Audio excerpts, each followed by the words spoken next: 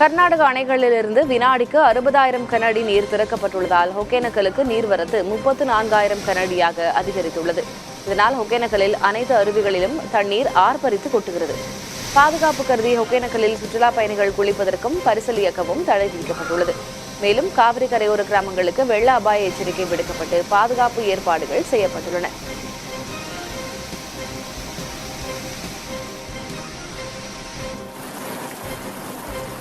முல்லைப்பெரியாறு அணை நீர்பிடிப்பு பகுதிகளில் கனமழை பெய்து வருவதால் அணைக்கு நீர்வரத்து வினாடிக்கு 4,154 கன அடியாக அதிகரித்துள்ளது. இதனால் அணை நீர்மட்டம் 134 அடியை நெருங்குகிறது. தமிழகத்திற்கு வினாடிக்கு 1,867 கன அடி நீர் திறக்கப்படுகிறது. 136 அடி வரை மட்டுமே நீர் தேக்க முடியும் என்பதால் நீர்மட்டம் மேலும் உயர்ந்தால் கேரளாவுக்கு உபரி நீர் திறக்க வாய்ப்புள்ளதாக இடுக்கி ஆட்சியர் தெரிவித்துள்ளார்.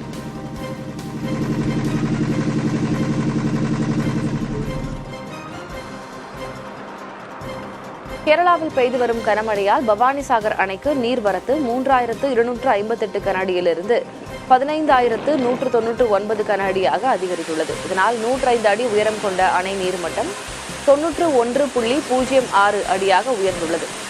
பாசனத்திற்காகவும் குடிநீருக்காகவும் பவானி ஆற்றில் 1,350 கன அடியும், கீழ்பவானி வாய்க்காலில் 5 கன அடியும் நீர் வெளியேற்றப்படுகிறது.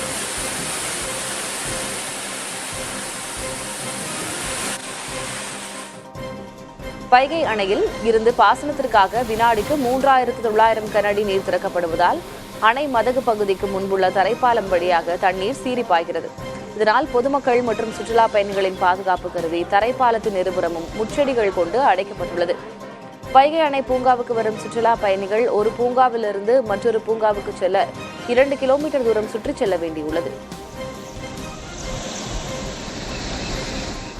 மேட்டூர் அணைக்கு நீர்வரத்து 18,290 கன அடியாக அதிகரித்துள்ளது. காலை நிலவரப்படி அணை நீர்மட்டம் 112.73 அடியாக உள்ளது. பாசனம் மற்றும் குடிநீர் தேவைக்காக வினாடிக்கு 20,000 கன அடி நீர் வெளியேற்றப்பட்டு வருகிறது. கர்நாடக அணைகளிலிருந்து நீர் திறப்பு அதிகரித்து வருவதால் மேட்டூர் அணைக்கான நீர்வரத்து மேலும் அதிகரிக்க வாய்ப்புள்ளதாக கூறப்படுகிறது. தென்காசி மாவட்டம் மேக்கரை அடவிநயினார் அணை முழு கொள்ளளவை எட்டி நிரம்பி வழிகிறது. 132 அடி கொண்ட அணை முழு கொள்ளளவை எட்டி இருப்பதால் தண்ணீர் வெளியேறுகிறது. அணைக்கு வரும் நீர் அப்படியே வெளியேற்றப்படுவதால் ஆற்றங்கரையோர மக்களுக்கு எச்சரிக்கை விடுக்கப்பட்டுள்ளது. 4 ஆண்டுகளுக்கு பின் தண்ணீர் நிரம்பி வழிவதால் அப்பகுதி மக்கள் மகிழ்ச்சி அடைந்துள்ளனர்.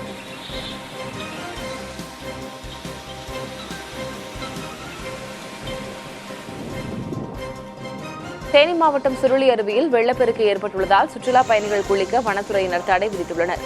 மேற்கு தொடர்ச்சி மலைப்பகுதியில் பெய்து வரும் கனமழையால் அருவியின் நீர்பிடிப்பு பகுதிகளான அரிசிப்பாறை, ஈத்தக்காடு, தூவானம் அணை ஆகியவற்றில் நீர்வரத்து அதிகரித்துள்ளது. இதனால் பொதுமக்கள் மற்றும் சுற்றுலா பயணிகள் சுருளி அருவிக்கு வருவதை தவிர்க்குமாறு வனத்துறையினர் கேட்டுக் கொண்டுள்ளனர்.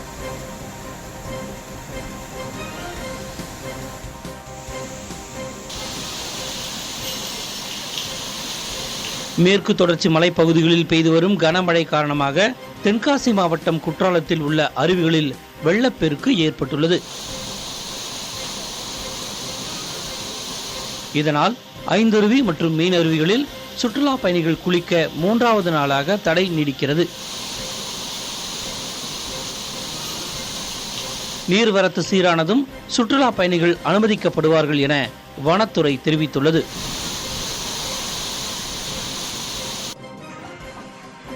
மாவட்டம் மேல்மலையனூர் அங்காளம்மன் கோவிலில் ஆனி மாத ஊஞ்சல் உற்சவம் வெகு விமர்சையாக நடைபெற்றது.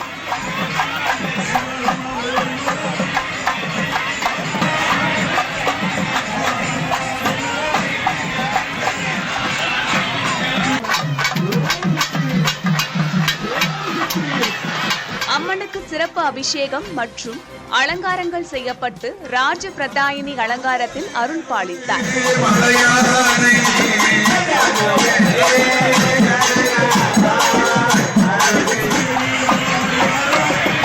இதையடுத்து நள்ளிரவில் வடக்கு வாசல் வழியாக அம்மனை எடுத்து வந்து அலங்கரிக்கப்பட்ட ஊஞ்சலில் அமர வைத்து தாலாட்டு பாடி ஊஞ்சல் உற்சவம் நடைபெற்றது.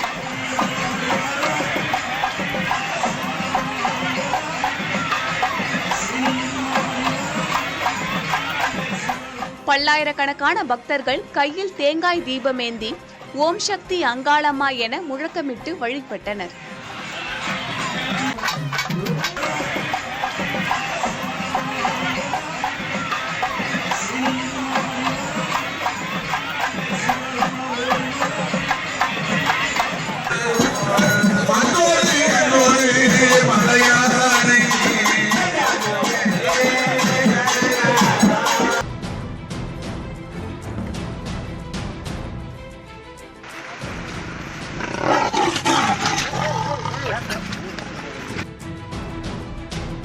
கோவை மாவட்டம் வால்பாறை அருகே சிறுமியை கடித்துக் கொன்ற சிறுத்தையை வனத்துறையினர் கூண்டு வைத்து பிடித்தனர். வால்பாறை அருகே பச்சமலை எஸ்டேட் பகுதியில் வசித்து வரும் ஜார்க்கண்ட் மாநிலத்தைச் சேர்ந்த தம்பதியரின் 6 வயது மகள் கடந்த வாரம் வீட்டிற்கு வெளியே நின்றிருந்தபோது சிறுத்தை கடித்துக் கொன்றது. இதையடுத்து சிறுத்தையை பிடிக்க முயற்சி மேற்கொண்ட நிலையில் தற்போது வனத்துறையினர் வைத்த கூண்டில் சிறுத்தை சிக்கியுள்ளது. பிடிபட்ட சிறுத்தையை காடம்பாறை வனப்பகுதியில் விட வனத்துறை திட்டமிட்டுள்ளது.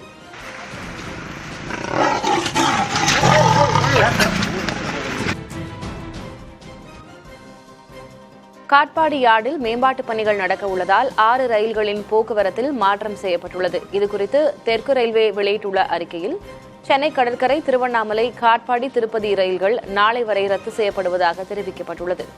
காலை 4:30 மணிக்கு இயக்கப்படும் திருவண்ணாமலை தாம்பரம் ரயில் 28ஆம் தேதி வரை ரத்து செய்யப்படுகிறது. இரவு 7:10 மணிக்கு இயக்கப்படும் விழுப்புரம் காட்பாடி ரயில் நாளை வேலூரிலிருந்து இயக்கப்படும்.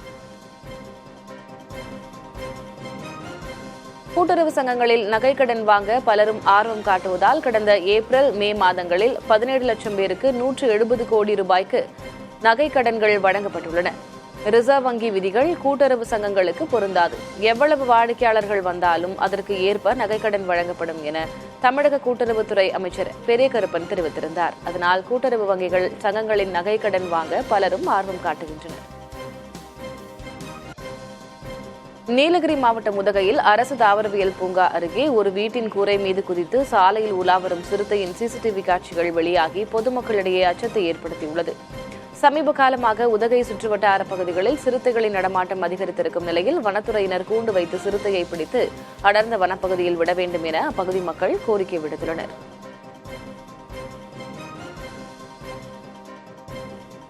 நாமக்கல் மண்டலத்தில் முட்டை விலை தொடர்ந்து 4வது நாளாக 5 காசுகள் உயர்ந்துள்ளது. தேசிய முட்டை ஒருங்கிணைப்பு குழு கூட்டத்தில் முட்டை ஒன்றின் பண்ணை கொள்முதல் விலை ₹5.60 நிர்ணயிக்கப்பட்டுள்ளது. கடந்த 4 ஆண்டுகளில் மட்டும் முட்டை விலை 20 காசுகள் அதிகரித்துள்ளது. நுகர்வு மற்றும் தேவை அதிகரித்துள்ளதால் முட்டை விலை உயர்ந்துள்ளதாக பண்ணையாளர்கள் தெரிவித்தனர். சில்லறை விற்பனையில் நாமக்கல்லில் ₹6க்கும், சென்னையில் ₹6.50 முட்டை விற்பனை செய்யப்படுகிறது. தேனி மாவட்டம் ஆண்டிப்பட்டி யானை மார்க்கெட்டில் முருங்கைக்காய் விலை கணிசமாக உயர்ந்துள்ளது. கடந்த வாரம் கிலோ ₹40 விற்ற முருங்கைக்காய் தற்போது கிலோ ₹70 முதல் ₹80 வரை ஏலம் போனது. ஆண்டிப்பட்டி மற்றும் அதன் சுற்றுவட்டார பகுதிகளில் வீசும் பலத்த காற்றின் காரணமாக முருங்கைக்காய் வரத்து மிகவும் குறைந்ததே இந்த விலை உயர்வுக்கு காரணம் என விவசாயிகள் தெரிவித்தனர். கோவை வீரகெரளம் பகுதியில் குடும்பத்தினரை பார்த்து குறைத்த தெருநாயை ஒருவர் தாக்கி கொன்றதாக புகார் எழுந்துள்ளது. இரவில் வாகனத்தில் சென்ற ரவிக்குமார் கூர்மையான ஆயுதத்தால் நாயின் தலையில் தாக்கியதாக கூறப்படுகிறது. பலத்த காயமடைந்த தெருநாய் சிகிச்சை பலனின்றி உயிரிழந்தது. இதுகுறித்து வடவள்ளி காவல் நிலையத்தில் புகார் அளித்தும் நடவடிக்கை எடுக்கப்படாததால் விலங்குகள் வதை தடுப்பு சங்க ஆணையாளர் அலுவலகத்தில் சமூக ஆர்வலர் புகார் அளித்துள்ளார். திண்டுக்கல் மாவட்டம் ஒட்டன்சத்திரம் காய்கறி மார்க்கெட்டில் வரத்து குறைவு காரணமாக கோவக்காய் விலை சற்று அதிகரித்துள்ளது. கடந்த வாரம் ₹22 விற்கப்பட்ட 1 கிலோ கோவைக்காய் தற்போது ₹45 உயர்ந்துள்ளது. இதேபோல மற்ற காய்கறிகளின் விலையும் உயர்ந்துள்ளது.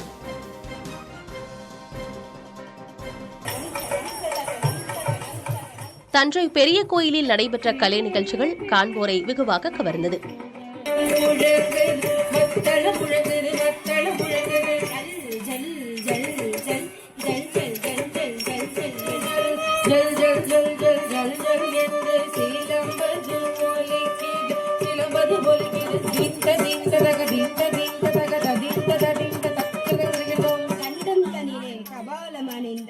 மகாவாராகி அம்மனுக்கு ஆஷாட நவராத்திரி விழா மகா கணபதி ஹோமத்துடன் சிறப்பாக தொடங்கியது.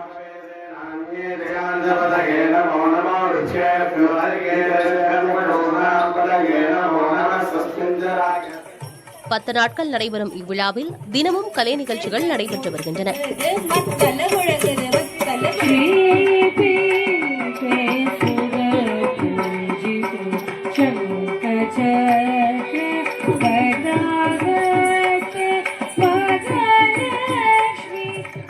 அதில் குழந்தைகளின் நடனம் கண்களுக்கு விருந்தளிக்கும் வகையில் அமைந்தது.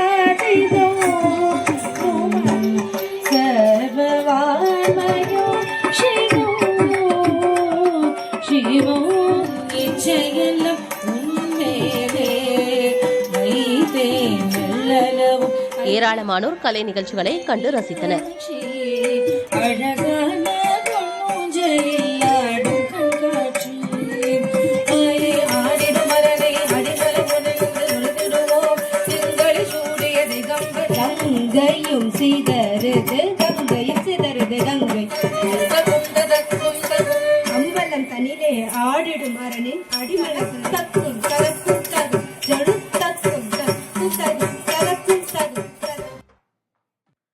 வேலூர் மாநகராட்சியின் முன்னாள் துணை மேயர் முகமது சாதிக் மறைந்த நிலையில் அவரது குடும்பத்தினருக்கு முதல்வர் ஸ்டாலின் நேரில் ஆறுதல் தெரிவித்தார். வேலூரின் முன்னாள் துணை மேயரான முகமது சாதிக் சாலை விபத்தில் உயிரிழந்தார். இந்த நிலையில் அவரது வீட்டிற்கு சென்று முதல்வர் ஆறுதல் கூறினார். கிருஷ்ணகிரியில் குடும்ப தகராறில் பெண் வெட்டி கொலை செய்யப்பட்ட விவகாரத்தில் முன்பே நடவடிக்கை எடுக்க தவறிய SSI ஆயுதப்படைக்கு மாற்றப்பட்டார். கவியரசு ஜெயமோகனா தம்பதியிடையே தகராறு ஏற்பட்ட நிலையில் கணவர் தாக்கியது குறித்து மத்தூர் காவல் நிலையத்தில் ஜெயமோகனா கடந்த 10 நாட்களுக்கு முன்பே புகார் அளித்தார். அப்புகார் மீது நடவடிக்கை எடுக்கப்படாத நிலையில் ஜெயமோகனா அவரது கணவரால் வெட்டி கொலை செய்யப்பட்டார். இது தொடர்பாக ஜெயமோகனாவின் உறவினர்கள் போராட்டம் நடத்திய நிலையில் SSI ஆயுதப்படைக்கு மாற்றப்பட்டார்.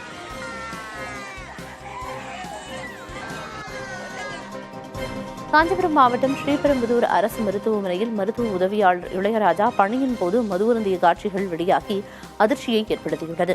இதுகுறித்து பதிலளித்த அம்மருத்துவமனை முதல்வர் ஜெயபாரதி இளையராஜா மீது துறை ரீதியான நடவடிக்கை எடுக்கப்பட்டிருப்பதாக தெரிவித்தார்.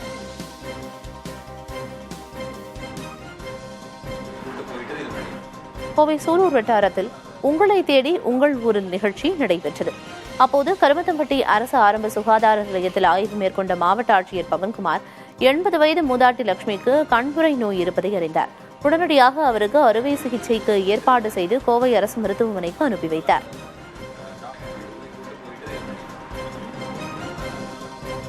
அரசு வேலை வாங்கித் தருவதாக கூறி போலி பணி நியமன ஆணை வழங்கி 20,33,000 ரூபாய் மோசடி செய்ததாக மதுரையில் 2 பேர் கைது செய்யப்பட்டனர். மேலூர் அருகே உள்ள அழகாபுரி கிராமத்தைச் சேர்ந்த அடைக்கலராஜ் மத்திய குற்றப்பிரிவு காவல்துறையில் புகார் அளித்தார். அதன் பேரில் நீரேதான்புரத்தைச் சேர்ந்த குமரகுரு மற்றும் பொம்மனப்பட்டியைச் சேர்ந்த அரசு பேருந்து நடத்துனர் முன்னமலை ஆகிய 2 கைது செய்யப்பட்டனர்.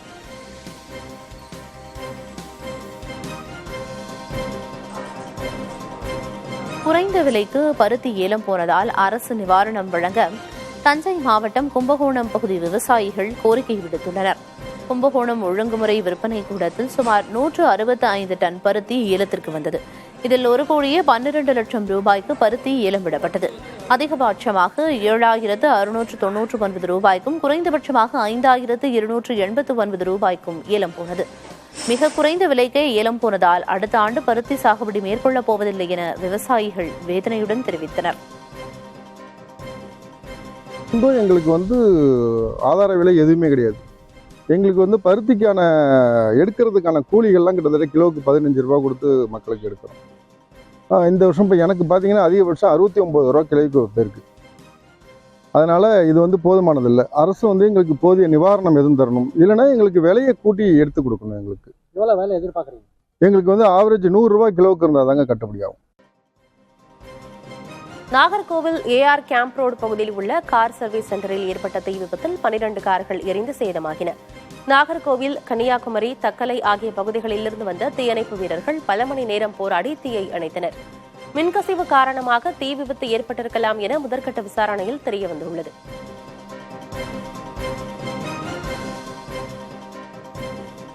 நெல்லை மாவட்டம் மணிமுத்தாறு அருவியின் நீர்பிடிப்பு பகுதிகளில் பெய்த மழையால் அருவியில் நீர்வரத்து அதிகரித்துள்ளது. இதைத் தொடர்ந்து சுற்றுலா பயணிகள் குளிக்க வனத்துறை தடை விதித்துள்ளது.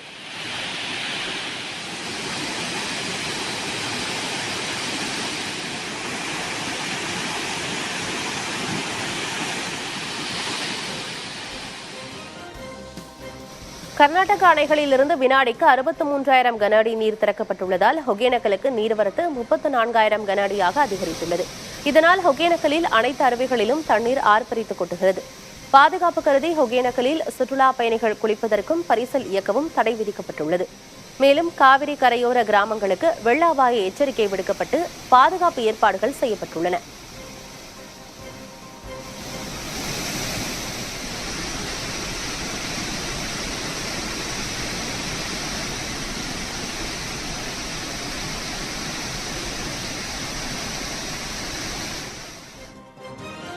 மேட்டூர் அணைக்கு நீர்வரத்து 18,290 கன அடியாக அதிகரித்துள்ளது.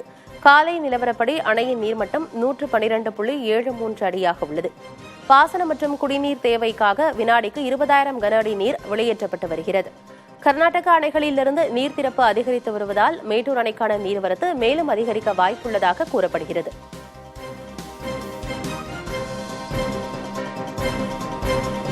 தென்காசி மாவட்டம் மேக்கரை அடவி நயினார் அணை முழு கொள்ளளவை எட்டி நிரம்பி வழிகிறது. 132 அடி கொண்ட அணை முழு கொள்ளளவை எட்டியதால் தண்ணீர் வெளியேறுகிறது. அணைக்கு வரும் நீர் அப்படியே வெளியேற்றப்படுவதால் ஆற்றங்கரையோர மக்களுக்கு வெள்ள அபாய எச்சரிக்கை விடுக்கப்பட்டுள்ளது. 4 ஆண்டுகளுக்கு பிறகு தண்ணீர் நிரம்பி வழிவதால் அந்த பகுதி மக்கள் மகிழ்ச்சியடைந்துள்ளனர்.